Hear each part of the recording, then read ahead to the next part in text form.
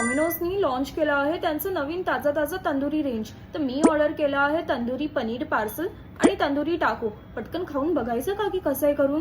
तर चला बघूया. सगळ्यात पहिले तर मी डॉमिनोज मधून ना बहुत मुश्किल से मंगाती हूँ. मला ते रस्त्यावरचं पिझ्झाच आवडतं. एकदम टेस्टी वाटतं यार ते देसी स्टाईल मध्ये.